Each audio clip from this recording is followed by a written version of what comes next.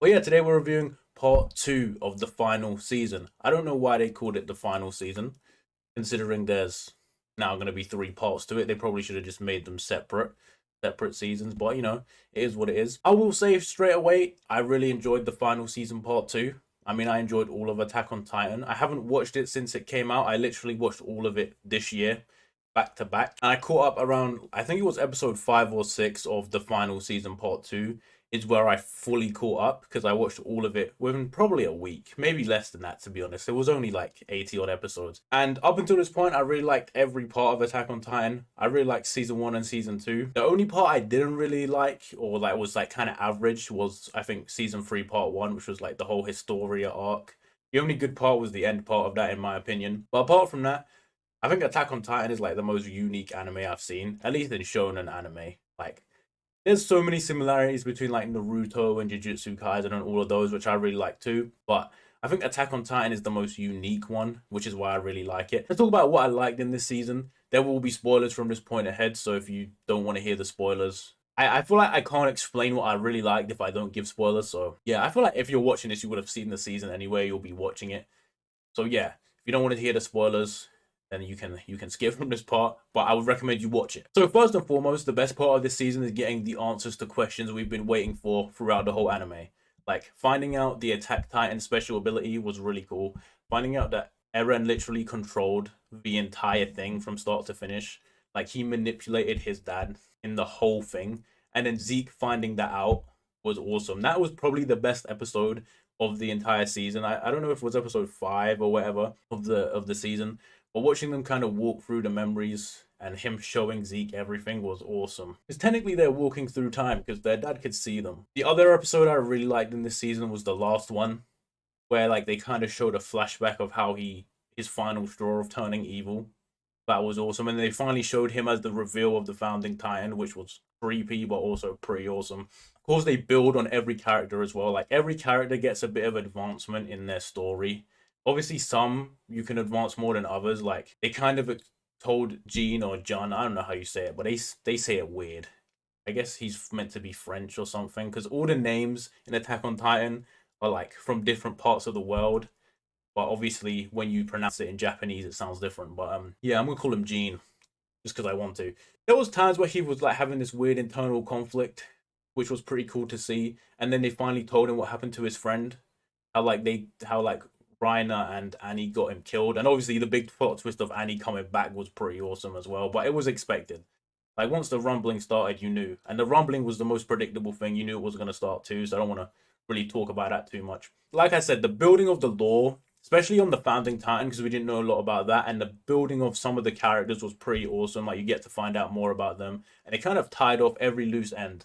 So now all the characters kind of know what they need to know, like what they didn't before, which was pretty awesome. In terms of Titan fights, I know a lot of people preferred at the start where it was just them slaying Titans, which was awesome. I love season 1 and 2 of the anime. There was some cool Titan fights, especially at the start. It's literally Eren and Zeke beat all the other Titans, which was awesome. And then there's a Annie and Reiner thing where they're fighting the Jaegerists. And I want to say about the Jaegerists, I didn't like Flock as a character for the longest time, but I give them credit. He is extremely dislikable, but he's a great kind of villain. I like that. He went from being an absolute bitch to being a great villain. And the last thing that I thought was pretty good is that they finally explored the Eren Mikasa relationship past like their brother and sister, which they're not brother and sister.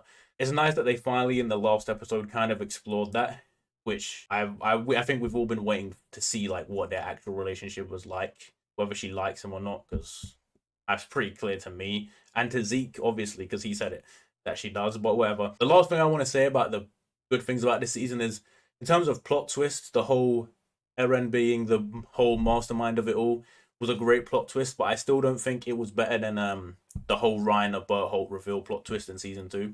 I still think that would be a bigger one for me because that was way unexpected. Now into the few things that I don't like, and there's only a few. The first thing was some of the episodes are a little filler based, but that is kind of how Attack on Titan has gone because it gives you the massive payoff at the end. So it's definitely worth watching those and getting the extra plot lines. But if you don't care about Connie's mum, or you don't care about like the whole stew episode, literally the whole episode of them peeling potatoes and eating stew, and then Reiner just gets the shit beat out of him at the end. So there's also nice moments in those episodes of action. There's like some good action in those episodes, but there's also like a bit of filler where you're like, okay, they do add to the plot, so I still enjoyed them. I was just a bit like, when you're only watching one a week, because obviously I watched all of it in a row and then I had to watch one a week for the last half of the season. It was quite like, I want more sort of thing, which I think is good still. The other thing that was a little annoying was like, they were kind of making a lot of the characters' lore a lot deeper. Like, you got a lot more on Connie, a lot more on obviously Eren and Zeke, their whole thing, and then like Jean and all those guys, even Reiner and Annie. These people were getting their lore a lot more deepened,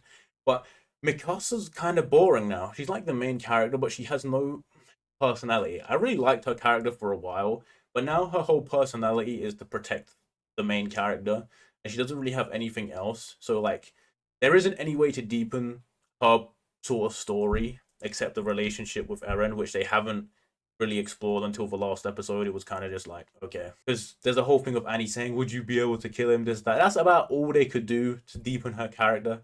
She didn't really have too many solo plot points where she did anything that they could kind of reveal to her. She kind of knew it all. That's my only nitpick. She did get a little like boring as the season went on. Armin for me has always been a bit of a boring character too.